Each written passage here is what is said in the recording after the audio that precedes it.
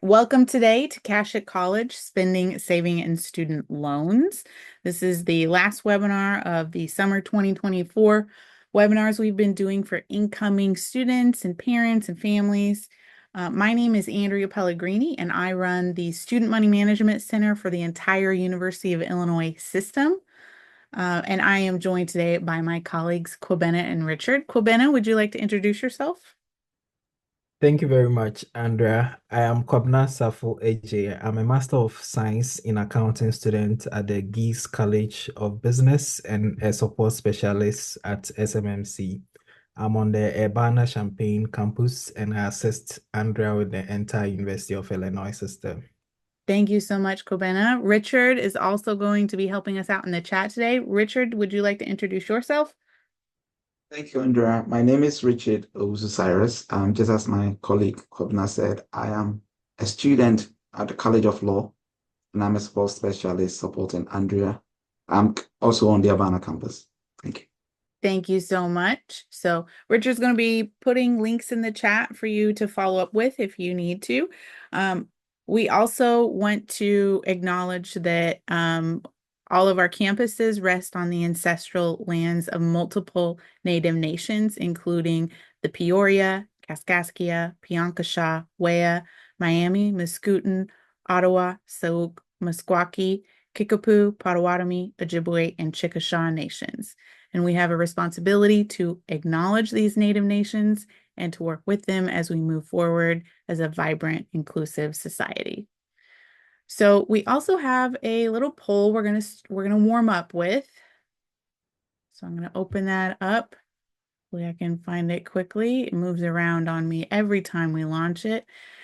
So this gives us a little information about who's joining us today, a little bit about what your age range is, whether you're a student or employee, your gender and race and ethnicity. So this gives us some information about how to modify some of our examples for today. It also helps any of our partner programs for other webinars that we do maintain funding to be able to provide free financial education to the university community as well as the state of Illinois community.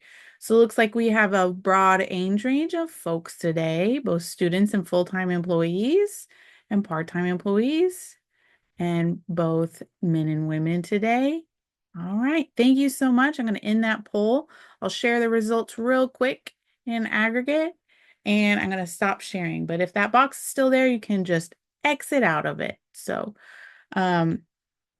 our learning objectives today include we want to kind of explore what the financial planning process for college looks like at a high level. We're also going to list some considerations for choosing a financial institution like a bank or credit union.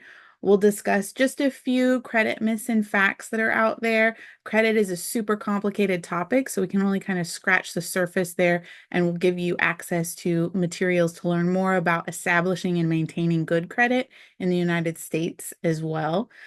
We're also going to highlight ways to keep your information safe, as well as cover some ways to manage financial stress. It can be very challenging for a lot of people across many age ranges to discuss finances, to think about money. It gives people math anxiety. So we'll talk a little bit about a few ways you can try to reduce that financial stress. And I'm going to hand it over to Kulbena to talk about creating a financial plan. Thank you very much, Andrea. I'll get us started today with creating a financial plan. I hope you are having a great morning and I hope you learned something today. So, some people do have a financial plan, and but for some others, when you ask them, they'll tell you that their financial plan is in their head. However, research shows that writing down your financial plan helps you identify your mistakes and also help keep you accountable. Now, financial plans and spending plans, you should always think of it as unique to you. It's my circumstance will be different from your circumstance. So your spending plan and your financial plan will also be different from mine. But when you are putting together a spending plan, you should think of it as a puzzle. And these are some things you should consider when putting together your spending plan. One, you should identify your priorities, and you can think of this in terms of your needs and wants. What is most important or valuable to you? You should also recognize the resources that are available to you, your income, and for college students, are there scholarship opportunities available to you? You should also set SMART goals. SMART starts is an acronym, a special acronym, which I'll be talking about in depth later on.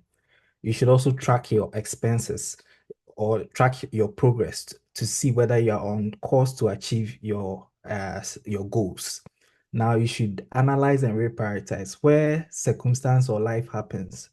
You should analyze and then change your plan if need be. You should always also think about spending plans as being flexible. That's how come you have to analyze and change them when life happens. Next slide, please. Okay, so I mentioned need versus want. So we are going to talk about this, but we are going to launch a poll quickly for you to help us identify whether a pizza is a need, want, or you think that it depends. Okay, we are getting some feedback already. So you see a poll on your screen. So if you could give us some feedback on what you think. Okay, thank you. I think a great majority picked it depends. And the right answer actually is that it depends. So for someone who wants to live a healthy life and have a healthy meal plan, the person would think of a pizza as a want. But for a diabetic patient whose sugar level is dropping so low that there's nothing available to the person other than a pizza to help boost the person's sugar level, the person would think of a pizza as a need. So depending on your circumstance or situation, it could be a want and it could be a need. So the right answer is that it depends. So what then is a need? A need is something that if you went without, it could jeopardize your health, your safety, or your livelihood. Just like the pizza example that we just gave about the diabetic patients. If the person doesn't get the pizza, it would jeopardize the person's health. So that makes it a need. Now we are going to look at some categories of expenses that we have. When we are thinking about our expenses, we can categorize them as fixed, flexible, and occasional. A fixed expense is an expense that is normally associated with a contract, and you can think of your cell phone bill as an example. Now, when we talk about flexible expenses, these are expenses that vary over time, and it's helpful to look at flexible expenses when you want to cut down your spending. An example is your utility bill. It could depend based on how you use it and the time of season of the year. Another category are occasional expenses. These are expenses that show up in an irregular manner. They pop up from time to time. An example would be probably gifts that you have to get for family and friends during Christmas, or as a student, a study trip that you'd have to embark on. So we are going to, now that we've learned about these categories, we are going to launch a poll for you to give us your thoughts on these types of expenses, what you think, whether they are fixed, flexible, or occasional. The first one is rent or mortgage. The next one is groceries. And then the third one is pet care. We would like to hear from you whether you think they are fixed, flexible, or occasional. So let us know your thoughts. Okay, I can see some feedback coming in. Okay. Keep coming. Keep the feedback coming. Do you think it's fixed? Do you think it's flexible? Or you think it's occasional? Rent or mortgage, groceries, and then pet care. All right. Okay, so thank you very much. So for want of time, you're going to end and share the results. All right, thank you. So for rent, rent is a fixed expense, and it's usually based on a contract. And for college students, you normally be signing either probably a 6 months rent or a 1 year rental agreement. So you should always think about this as you come to college. So rent is a fixed expense. Now, your groceries is a flexible expense. It will vary based on frequency or the quantity that you buy or the season of the year. Now, pet care falls under all three categories. Pet care can be fixed, it can be flexible, and it can be occasional. An example of a fixed pet care expense would be your pet insurance. And for flexible, you can think about the food and toys and treats that you buy for your pet. And for occasional, you can think about the vet visits that you take your pet to. Now we're going to talk about cost of living. So cost of living could vary based on your location, and it could also be affected by your lifestyle choices. So for students within the University of Illinois system, that's either Urbana-Champaign, Chicago, or Springfield, we've provided these estimates as to cost of living on all these three campuses. If you are going to a different college, it could vary based on the location of the school that you're going to. So for example, for students that are going to our Chicago campus, you could be paying as much as $2,900 and over dollars, right? $15 for a one-bedroom apartment in Chicago. But then if you come to the Urbana-Champaign campus where I am, you could be paying as much as $750. Okay, and it goes across the various types of expenditure. So you should always think about these things. Also, your lifestyle choices also can affect your expenses. Now, for someone living in Chicago who is paying over 2,900 for an apartment, you can decide to take up a roommate and share or split this cost, which would significantly reduce how much you are spending on your rent and your utilities too. So think about these when you are coming to college and help adjust your expenses accordingly.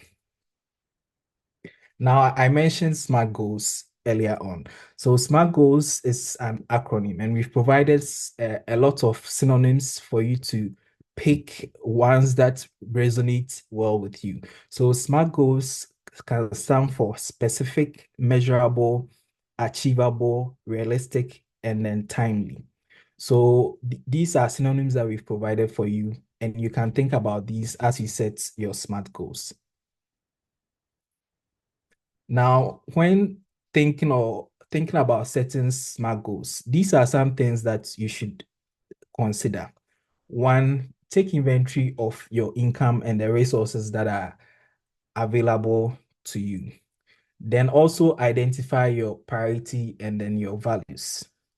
You should also think about stakeholders that would help you achieve your SMART goals. And then you should also write down your SMART goals. And then you should also check on the progress that you are making towards achieving your SMART goals and reprioritize when life happens or your circumstances change. Now, I'll talk about these acronyms or these synonyms of SMART goals. Now, when we talk about S, it stands for specific. Your goal must be specific enough for you to be able to, it helps because it helps you visualize and helps you easily achieve it when you are specific in setting your SMART goals. Now, your SMART goals should also be measurable. This helps you to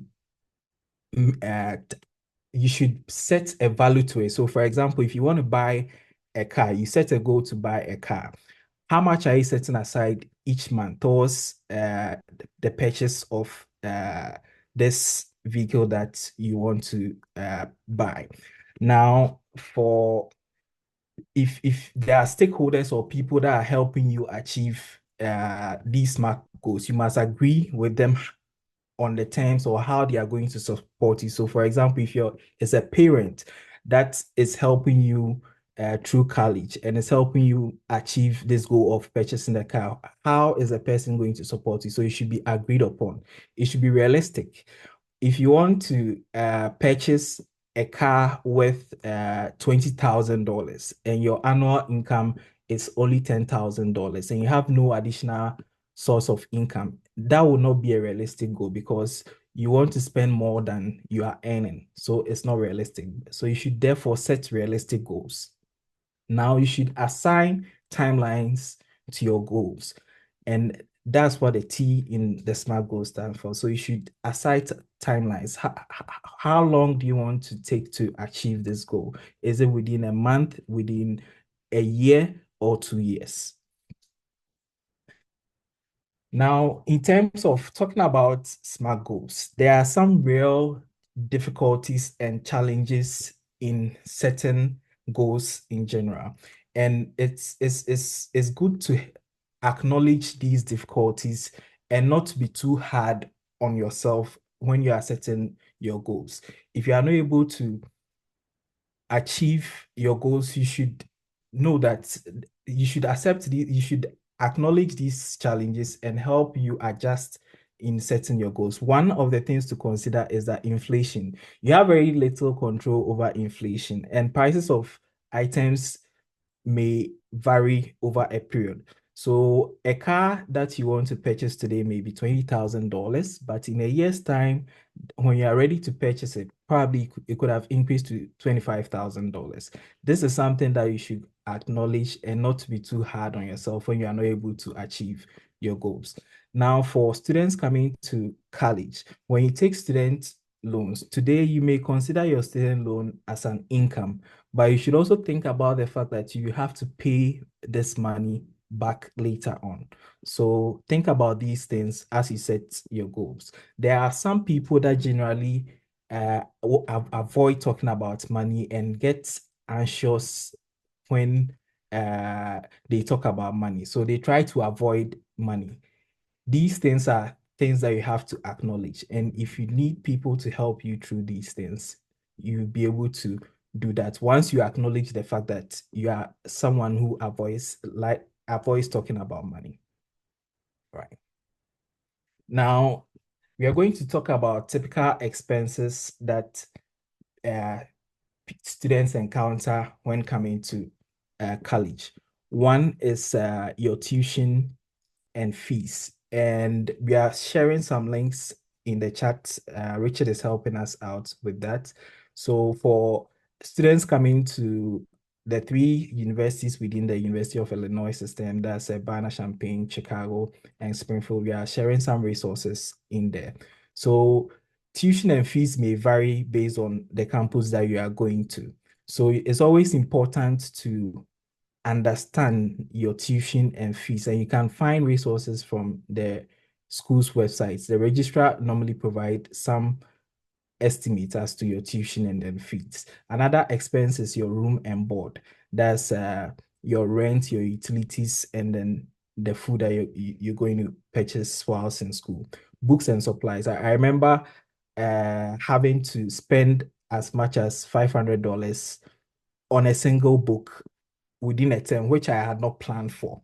And I think that as you come to school, you should think about the books and then the supplies that you need for the term. And you can get some estimates on it from either your college website or the school normally provides some general estimates for books and supplies.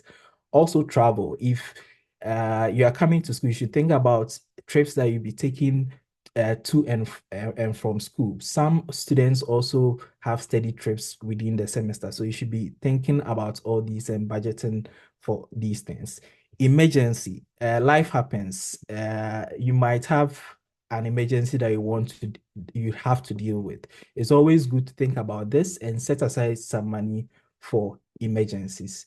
Also, recreational and fun. Some people come to college and then join societies and clubs. So if you are someone who is thinking about joining a society or a club on campus, you might want to do some more digging to find out some expenses that these societies and club have so that you budget or you add it to your spending plan.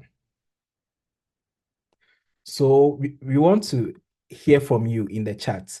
What are some expenses that you think may surprise students when they move out on their own? So for many people, they've not moved out to of their home before. So what do you think are some of the things or expenses that may surprise them as they move out on their own for the very first time? So you can just give us your thoughts in the chat. If you have any expense that you think would surprise someone who is moving out on their own for the very first time. Let us hear from you in the chat.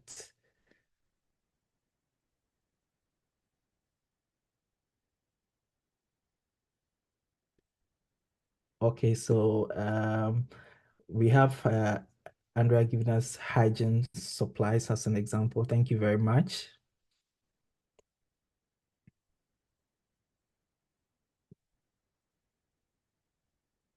Yes, so some furnishing your apartment. Thank you very much. So some people move into apartments that are not finished, and then you'd have to probably provide buy maybe steady decks, new bed and mattresses for the apartment. These are some things that you have to think about as you come to a school. Excellent. Uh, do we have anyone else giving us? Okay. Thank you very much. So for want of time, we'll move on to thank you very much for the feedback. We really do appreciate that. So some things that you should be thinking about as you come to school is healthcare and insurance. So for some universities, health insurance could probably be provided as part of your tuition, but if not, you'd have to also consider it as an expense that would come to you. And there are some also that you have to pay out of your pockets. Not everything is covered by your insurance, so you should be thinking about all these things. Now, your phone bill. So for a lot of international students that are coming to the US for the first time, you'd have to also think about your phone bills and cover that as part of your expenses. Now, wire transfers. So also again, for international students coming in for the very first time, you'd have to think about how you're going to send money from your home country to the United States. And it comes with some fees and charges in order for you to do that. Also taxes.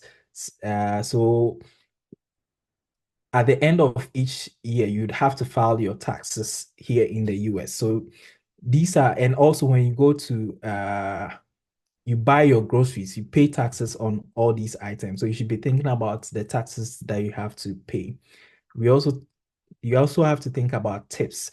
So I was a bit surprised when I moved to the US for the very first time that it was customary to be providing tips here in the US, which is something not necessarily done in my home country, although you can do it out of your fuel. So you should be thinking about these things as you come to school. Also, water is a very important expense that you have to think about. And then the internet.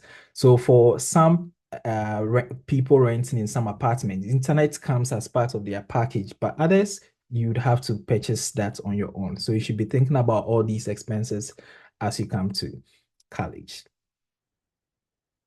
So I'll hand it over to Andrea now to talk about funding for college. Thank you so much, Kobena.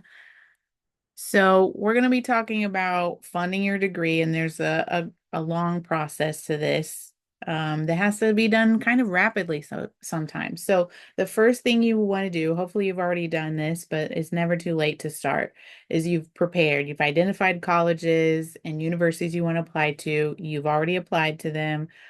You also have maybe talked to your family about what resources already exist, maybe what your parents or grandparents or aunts and uncles are willing to contribute to your degree. Maybe you ask about what 529 education savings plans might have been taken out for you already, or you can start them because there is some tax benefits to 529 savings plans.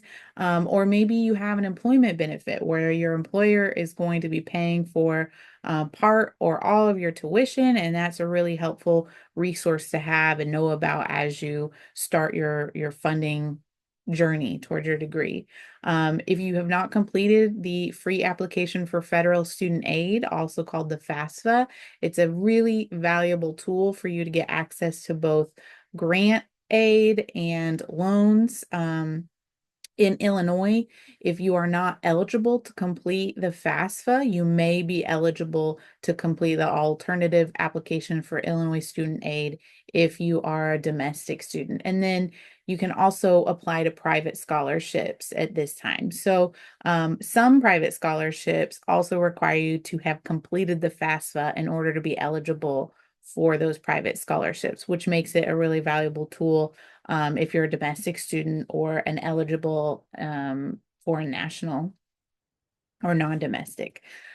So once you've applied through the FAFSA or the alternative application for Illinois student aid, if you're an Illinois resident unable to apply through the FAFSA, you'll receive a financial aid notification or offer from your school or the schools that you applied to let you know what you're eligible for. And this will include things like your federal loans that you might be eligible to take out, federal work study if you're eligible and that was part of your package, Pell Grants or MAP grants, scholarships and institutional loans. These will all typically be included on your financial aid offer.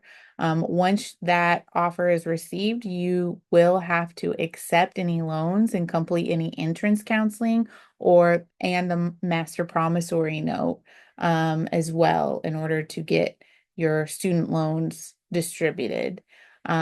Once you get an idea of what you've been eligible for and what kind of resources that you and your family have access to, you can calculate the net cost of your degree or net cost of a year of school. This is the financial aid funds that you have available, the savings you might have available, or financial aid funds minus the tuition and fees that you're charged, and this equals net cost. And there's a lot of calculators to help. So I think we have some net cost calculators that we can put in the chat. But if we don't have it currently, we'll make sure that it's in the follow-up email. And then while you're in school, you definitely want to monitor your student loan borrowing, track how much your balance is, and you want to maintain satisfactory academic progress to make sure that you are still eligible for aid in a future semester.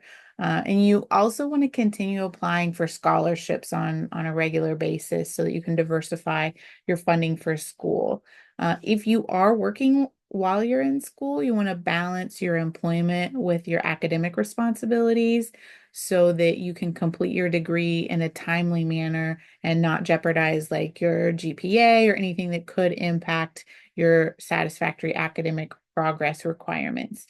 And then if you take out loans, you will be required to repay those loans after you leave school, after the 6-month grace period. So if you drop below a half-time status and you are a student loan borrower, at least for federal loans, you will have to start repaying your loans 6 months after you drop below part-time, even if you have not completed your degree. So there's a lot more information about student loans on the Federal Student Loan website, Federal Student Aid website, and we're going to be talking about that in a little bit as well. So there's two main types of financial aid. There's gift aid and self-help aid. Gift aid includes things like grants, scholarships and waivers, military or veteran benefits, as well as private scholarships that would have been covered. And then self-help aid includes loans and student employment like federal work study. So those are the two main types of aid that might be available to you. Once you get a financial aid notification, it's important to remember that the cost of attendance that's listed on that financial aid notification is estimated. It is not a bill, it is an estimate of what you're going to be charged. And the actual cost of attendance can be significantly more or less depending on a wide variety of choices that you make while you're in school. So that includes how many classes you're taking, because, for instance, some gift aid like Pell and MAP grants can be prorated down if you take below a certain amount of credit hours. Housing costs can be a lot more. Kwabena talked about earlier, if you share the cost of an apartment or you share a dorm with someone else, your housing costs are typically going to be a lot lower than if you do everything solo. And then other lifestyle choices, like if you choose to eat out a lot, that can increase your costs significantly, depending on if you want to bring a car to school. Parking can be very expensive on a couple of our campuses, but it is a requirement for some students that may live further out or may live at home. So it's important to recognize that everyone's journey is a little bit different and unique. So you got to choose what options work best for you. So we're going to do another poll. We really like these polls, and we're going to ask you about a federal work study. So do you think there are limits to how many hours you can work for federal work study funds if you get an eligible position? So earlier I talked about federal work study as something that you get offered through financial aid. And this allows you to work while you're in school and you earn money that's paid by the federal government. But how many hours can you work? Do you think there's a limit? Some people say yes, some people say no. If you lost the window where the poll is, I don't know what to tell you. I'm sorry. Oh, there we go. We got some more answers. We got some yeses and some nos. In the interest of time, I'm going to go ahead and end the poll and share the results. So we got a kind of a mix here. So to elaborate on federal work study, it is something that sometimes you have to request. So you want to contact your financial aid office, since all the processes for each one of the universities in our system vary. And there's been some changes based on the FAFSA implementation, FAFSA simplification implementation that happened this past year. So most positions are going to be on campus. Almost all of them are going to be on campus or associated with the university in some way. There is a max of 20 hours per week that you can work in a federal work study position if you find one. It's also supposed to be flexible with your class schedule, which makes it a very convenient employment option if you are working while going to school to help fund your degree. And then it is also the student's responsibility to find a job. So just because you have federal work study funds on your award letter or your financial aid offer, it does not guarantee you those funds. So you have to apply for, interview, and be offered those positions, which can be quite competitive depending on which university you're going to. But whether you are federal work study eligible or not, there are a lot of employment opportunities available on campus. So we're going to link to those in the chat. So thank you, Richard, for putting those in the chat. Urbana, Chicago, and Springfield all have different platforms for on-campus jobs that you can search through. And it gives details on whether or not it's federal work study eligible or just an hourly position, as well as what the requirements of the jobs are. And again, they go through all of the applications, they do interviews, and they hire based on the best fit for the applicant. So it's just like applying to any other job. So there's a tool called Your Financial Path to Graduation from the Consumer Financial Protection Bureau that helps students and their families understand different financial aid offers that you might get, plan for any costs after you've calculated net costs of a degree, You can also estimate how much you'll owe and if you can afford that student loan debt that you're planning to take on, depending on your post graduation career plans. And then you can compare offers from different schools. So maybe you got an offer from Urbana and you also got an offer from Springfield, and you want to compare what those offers are. And then it will also give you some options for deciding what the next steps are after you've kind of made a financial plan for college. If you're a graduate student, it's important to consider the taxability of graduate level tuition and service fee waivers that are provided as a benefit of employment. Internal Revenue Code 127 specifically addresses this. So if you have, for example, a graduate assistantship or a pre-professional graduate assistantship that provides tuition and service fee waivers, any amount that you receive over $5,250 per calendar year may be taxable and is subject to withholding from the university to send to the government on your behalf. So that calendar year is really important. That's January 1st through December 31st. And because typically people enter their academic programs in the fall, they may not see an impact on their take-home pay until the fall of the following year, depending on how much your tuition is, how much your waivers are, and how much your stipends are for having an assistantship. And this also applies to full-time employees taking advantage of graduate level tuition and service fee waivers provided as the benefit of employment for full-time employment. But we have a whole bunch of information just on taxability of tuition waivers that you can check out on our website as well. So in order to reduce the costs of a degree, you also want to limit the time it takes you to complete that degree. So we talked earlier about satisfactory academic progress. That is a good reason to try to complete a 4-year degree in 4 years, but there's also this opportunity cost that can happen. So we based our assumptions for this graph on some information from U.S. News and the Bureau of Labor Statistics. So U.S. News says that the average net cost of study for in-state students across the U.S. is about $11,500 for 1 year of school. And if you take an additional year to complete your degree, this could cost you an additional $11,500 in tuition fees, possibly $12,000 in room and board, depending on what your choices are, and even $5,000 or more in meals each year.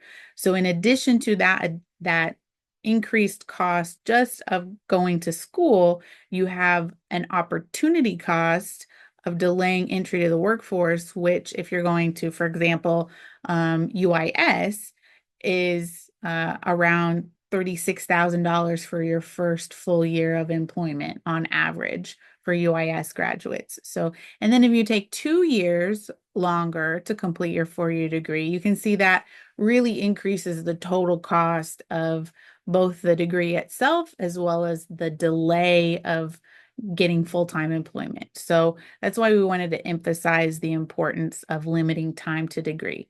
Obviously, it's best to complete your degree rather than not complete your degree, but this gives you an idea of why it's important to complete it. All right, so we're going to talk a little bit about choosing a financial institution now. It's a pretty critical component of budgeting and spending plans and completing your college experience. But why might you need a financial institution like a bank or credit union in the United States? If you can put in the chat and let us know what your thoughts are, that makes it a little more entertaining for everyone. So why do you think you might need a financial institution in the United States?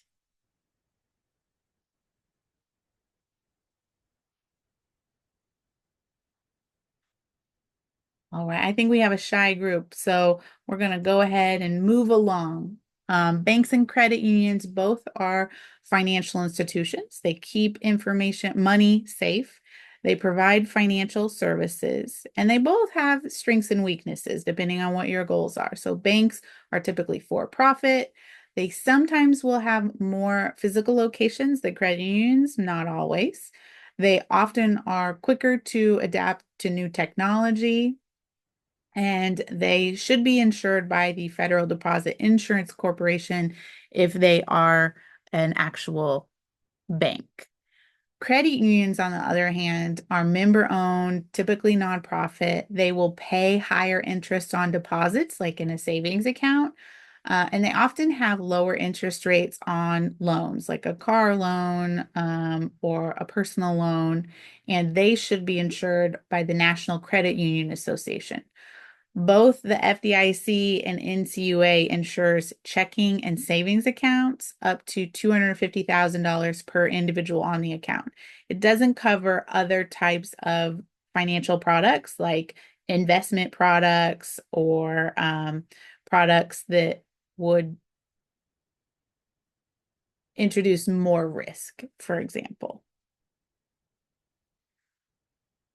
So when you're thinking about choosing a bank or credit union, you want to think about what's most important to you. What do you value in a banking relationship? Do you need access to ATMs that are near where you work or where you live? Do you want convenient locations for physically being able to talk to someone in the lobby? Do you care if it's online or only, or do you want a brick and mortar location that you can physically go to? Do you care about what features are available in the mobile banking apps that the financial institution provides, if they do at all? Most do. Do you care more about cost of services or whether or not they pay a high interest rate on savings accounts?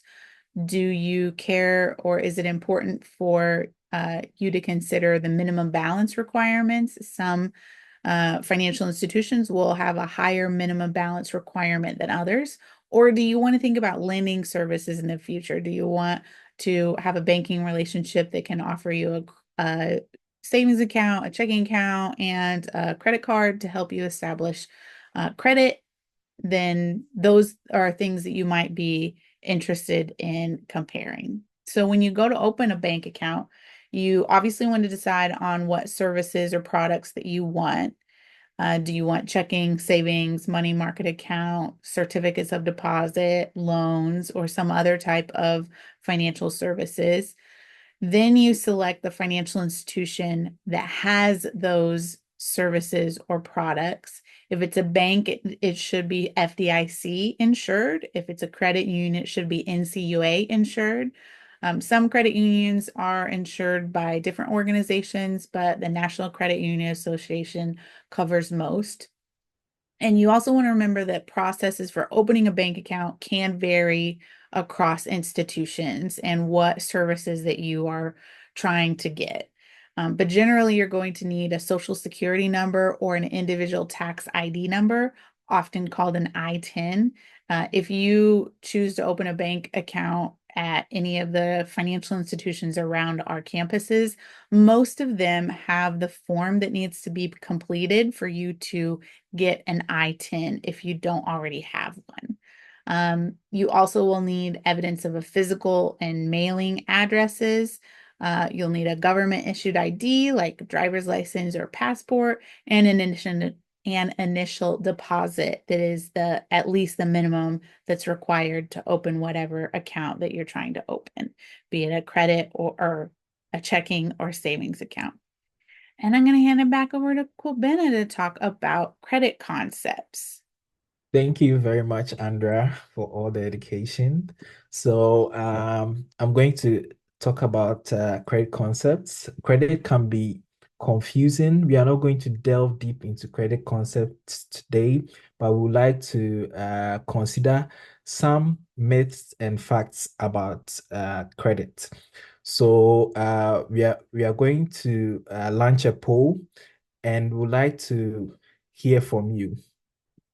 What are your thoughts? Whether you think it's a myth or a fact. So one, whether credit scores and credit reports are the same thing. Is it a myth or a fact?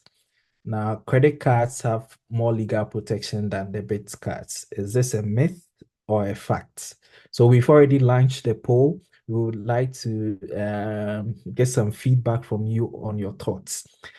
Carrying a balance is good for your credit score. Is it a myth or a fact? Lenders won't approve you for a loan you can't afford. Is this a myth or a fact? You only have 3 credit scores, one for each credit bureau. Do you think this is a myth or a fact? So I can see some answers coming. Would appreciate it if you keep it coming. Thank you very much.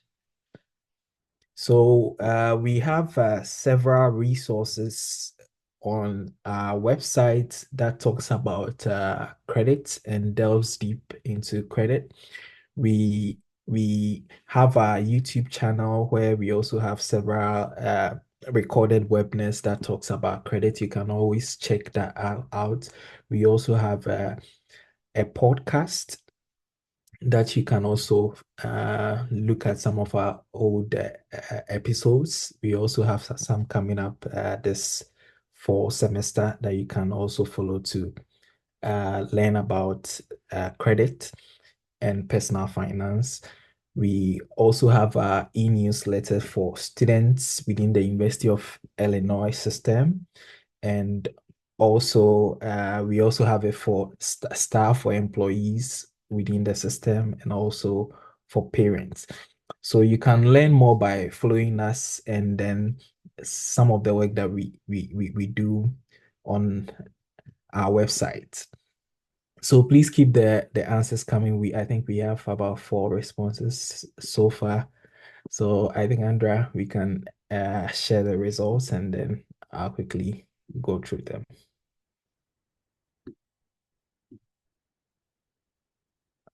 Okay. All right. So the first one, credit scores and credit reports are the same. This is a myth. Credit scores and credit reports are not the same. Your credit report is a detailed account of your credit history, while your credit score is a number that signifies your credit worthiness. Now, the second one. Credit cards have more legal protection than debit cards. This is a fact. Credit cards do have more legal protection than debit cards. 3, carrying a balance is good for your credit score. This is a myth. Carrying a balance, that is not paying the amount you owe on your credit card on time, will attract interest. It is not necessarily good for your credit score. 4, lenders won't approve you for a loan you can't afford. This is a myth. Lenders consider risk factors like existing debt and credit score, but do not focus on your lifestyle choices. So that's a myth. You only have 3 credit scores, one for each credit bureau. This is also a myth. There are 3 main credit bureaus in the US. However, there are multiple credit scoring systems used by multiple companies. FICO is the most heavily used score system by lenders in the US. Now, in summary, there are 3 main credit bureaus in the US. That's Experian, TransUnion, and Equifax. Credits can impact access to financial tools, housing, jobs, and more, as well as the amount you pay for financial services. Credit scores are ratings associated with your credit worthiness based on the data contained in your credit report. You can get a copy of your credit report from each of the credit bureaus at annualcreditreport.com once per week now.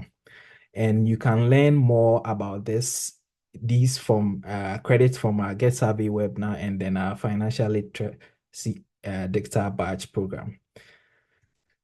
So I'll hand it over to Andrea to talk about managing financial stress. Thank you so much, Kwabena. So we've obviously emphasized the importance of having a plan, and sometimes it's hard to create the plan, but that can help give you kind of a structure so that you can track your behaviors, right? That's an important aspect of identify where there might be triggers for impulse spending or where there might be more variance in spending categories, for instance, in groceries or food shopping.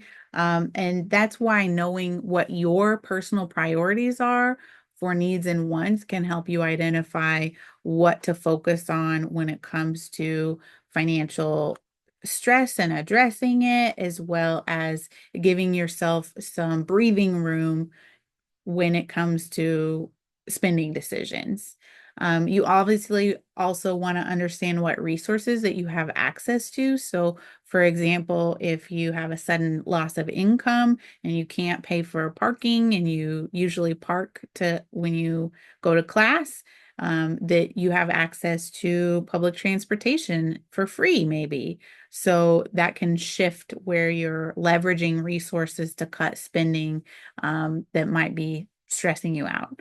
You also don't want to avoid issues. You can take a breath when a decision comes up or stress comes up. But with financial issues, it tends to get worse if you avoid them. So you don't want to avoid any debt collectors. You don't want to avoid thinking about your finances for too long because it can get worse. But that's where flexibility can really help you, being flexible about where your budget is and recognizing that your plan may not match your behaviors and you need to change your expectations on maybe how quickly you can reach your SMART goal or how important that purchasing a brand new laptop is to you. So that flexibility can help you manage stress in a lot of ways, not just in finances, but in other ways that come up in your life and other stress-inducing situations. Practicing coping skills is good for managing stress of all types, but it can also be really helpful to identify low-cost coping skills to engage in when the stress is financial. We actually talked about managing financial stress in our Stress, Money, and Bad Habits webinar that we did this past spring. We're going to do it again in the spring coming up. But we really focused on how there can be negative habits that increase your financial stress. So there might be other coping skills you need to practice. And that webinar can give you some ideas on how to do that.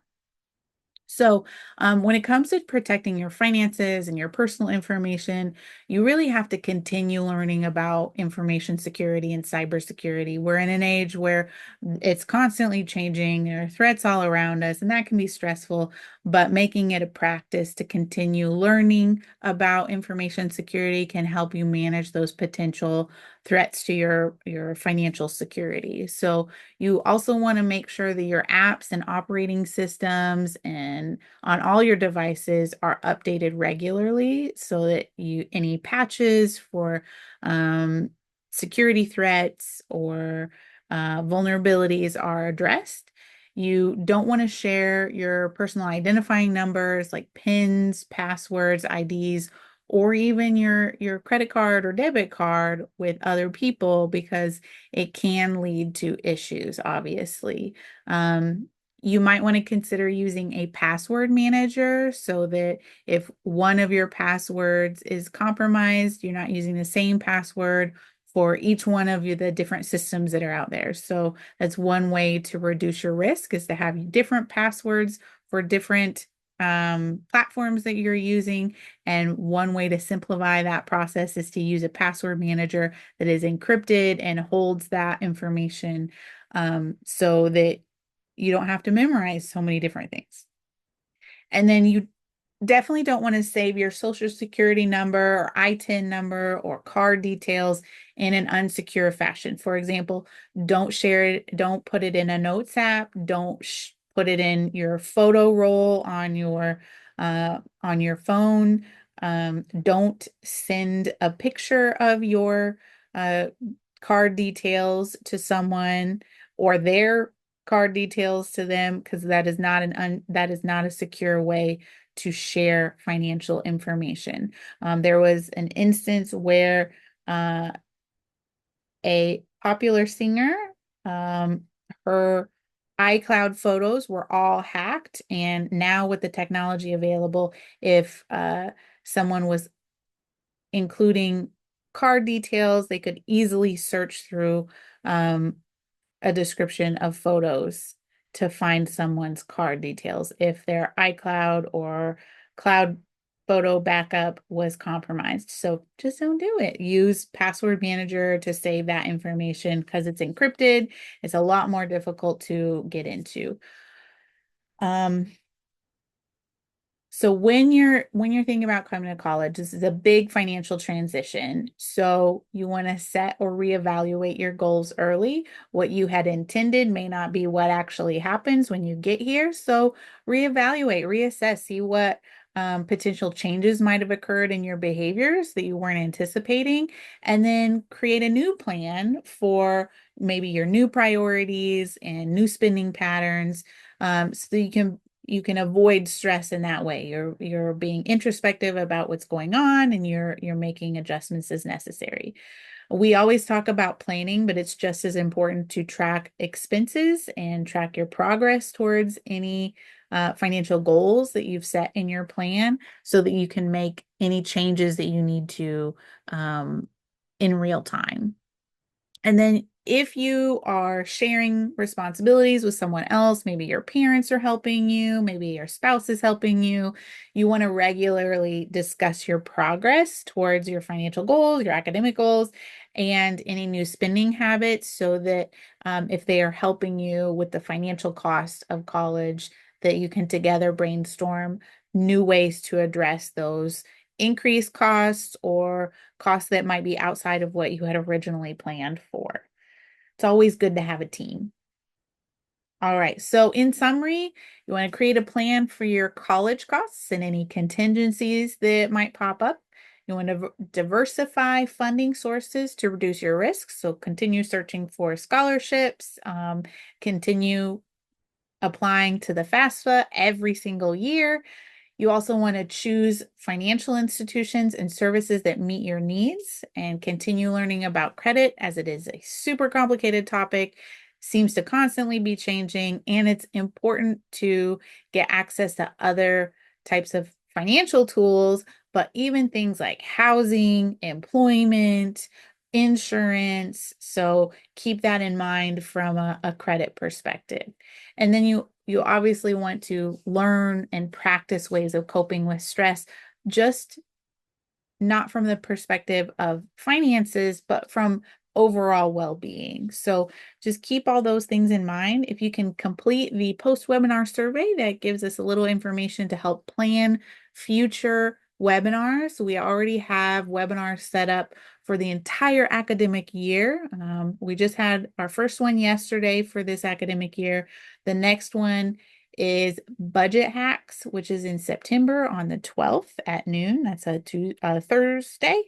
And we're going to be talking specifically about budgeting and behavioral economics and how decision making is hard and budgeting is hard, and what can you do to navigate some of the challenges that come with budgeting and spending plans. You can watch other webinars on our YouTube channel, which is IL Student Money on YouTube. And we'll stick around in case anyone has questions. But if you have to log off, if you need to get ready to go eat, it's lunchtime here in Illinois for most of us, just go ahead and do that. But we'll send the recording once it's available and appropriately captioned to anyone that registered for today. But thanks for joining us.